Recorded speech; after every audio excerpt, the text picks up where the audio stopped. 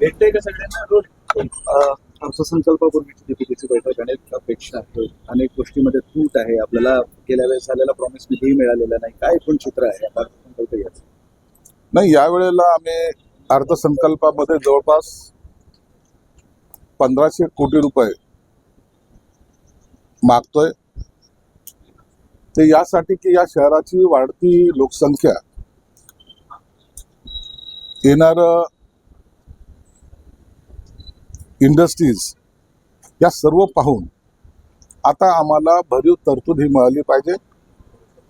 आणि म्हणून आमचा प्रयत्न हाच राहील की दरवेळेला या शहराला त्याचा असलेला बॅकलॉग हा कधी भरून निघाला नाही.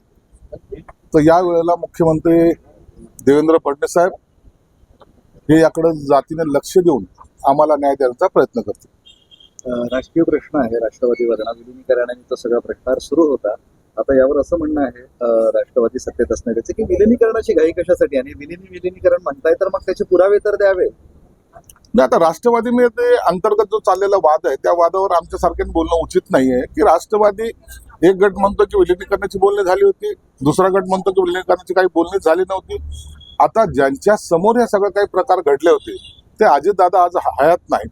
म्हणून आता नेमकं काय घडलं, त्याचे काय पुरावे आहेत, या खोलात जाण्यापेक्षा त्या दोन्ही पक्षाचं एकमेकाशी असलेलं आता तर नातं मला वाटतं आता दूर होत चाललेलं आहे. म्हणून विलीनीकरण होईल अशी शक्यता थोडी कमी वाटतं. चोऱ्या चोऱ्या असं म्हणतात की दादाच राहिले नाहीत, आता कुणाबद्दल जुनं काढून जुन्यावर चर्चा काय करते? मग जुन्यावर तेच आहे ना, आता जुन्यावर चर्चा करून काय अर्थ नाही. आता विलीनीकरण करायचं का नाही करायचं असलेल्या नेत्यांनी एकसाथ आपसात बसून ठरवावं लागेल आणि तो त्यांचा अंतर्गत प्रश्न असेल. आता एक जण या विलीनीकरणासाठी मान्यच नाहीये त्यांना विलीनीकरण, म्हणून मला वाटतं विलीनीकरणाचं तर हे जे काही आहे फॉर्म्युले एक पुढच्या आठवड्यामध्ये संपून जातील. रोहित पवारांचे सातत्याने गंभीर आरोप सुरू आहे या सगळ्या प्रकरणावर. तुम्ही ऐकताय? रोहित पवारांनी जे आरोप केले त्याची दखल माननीय मुख्यमंत्र्यांनी घेतली. त्यांनी सांगितलं की एकदा चौकशीचा अहवाल समोर येऊ द्या. चौकशीचा अहवाल समोर आल्यानंतर त्याच्यावर स्पष्टपणे आपल्याला बोलता येईल. म्हणून आता रोहित पवारांनी जे काही आरोप केले असतील त्या आरोपाची सुद्धा छाननी जरूर होईल, त्याची माहिती सुद्धा घेतली जाईल आणि ह्या 8-10 दिवसामध्ये त्याच्यावरचा जो काही अहवाल येईल त्या अहवालामध्ये सगळं चित्र हे स्पष्ट होईल. चंद्रपुरात तुम्ही लाच घालवली ते तपासा असं हर्षवर्धन सपकाळ राऊतांना म्हणतात. संजय राऊतांनी महाराष्ट्रामध्ये पक्षाची लाच घालवली, म्हणून त्याची लाच घालवणं हा काय त्याच्यासाठी नवीन उद्योग नाहीये. संजय राऊतने पक्ष कुठं होता, कुठं नेऊन ठेवलाय हे अख्ख्या महाराष्ट्राच्या जनतेने पाहिलेलं आहे, पक्षाच्या पदाधिकाऱ्यांनी पाहिलेलं आहे, शिवसैनिकांनी पाहिलेलं आहे. म्हणून आता संजय राऊत बद्दल लाच घालवली हे म्हणणं सुद्धा फार छोटा शब्द ठरेल. म्हणून आता उभाटाचं एकदा ओम स्वा फट जेव्हा होईल तेव्हाच तो उभाटा आपल्याला पाहायला मिळेल. निकालावर उद्धव ठाकरे असं म्हणाले की पैशाचा महापूर दिसला, आता निष्ठेची भिंत काही कोसळली नाही. आता मनाला समाधान देण्यासाठी असे वाक्य चांगले वाटतात, परंतु एकदा पराभव हा पराभव असतो, तो कुणाचा काय असत.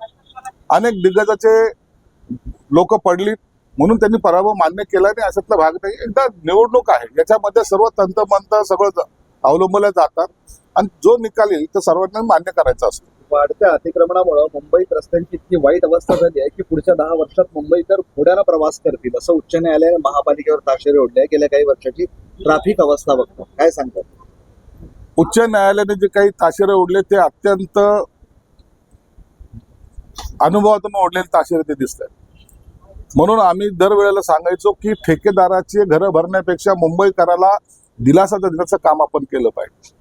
परंतु मुंबईकरांना दिलासा, त्या खड्डे, ते भरणारी पाण्यामुळे मुंबई यावर कधीच लक्ष दिलं गेलं नाही. टक्केवारीवर लक्ष दिलं गेलं. निवडणूक आली की मुंबई महाराष्ट्रापासून वेगळी होणार, निवडणूक आली की मराठी माणूस आता काय होणार, हे असे प्रश्न आणून लोकांची दिशाभूल करायचं काम केलं. परंतु या वेळेला मुंबईकरांनी योग्य तो प्रतिसाद दिला आणि मुंबईकरांनी योग्य माणसांच्या हातात सत्ता दिली. अहिल्यानगरची ग्रामपंचायत आहे सौंदाळामधून, त्यांनी एक ठराव केलाय की आपली गाव जातमुक्त आता, म्हणजे जात आणि या सगळ्या गोष्टीचा कुठलाच प्रश्न गावात नाही, चर्चा नाही. अशाच त्या गावाने जो ठराव घेतला तसा ठराव अख्ख्या महाराष्ट्राने घेतला पाहिजे. जात मुक्तच हा महाराष्ट्र असला पाहिजे. प्रत्येक जातीमध्ये भांडणं हे नकोच.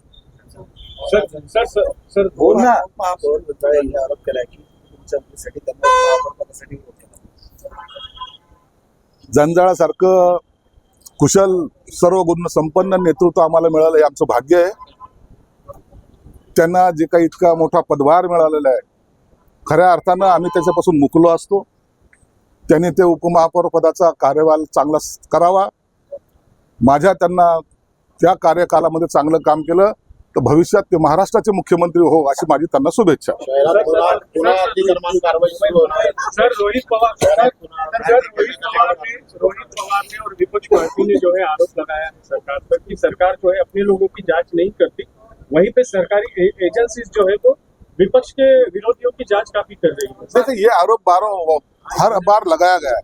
जो बुरा काम करेगा उसका बुरा नतीजा होगा, ये जरूर है. अभी उसके बारे में तुम कुछ भी आरोप करेंगे और गलत काम करेंगे तो सरकार उसको छोड़ेगी नहीं.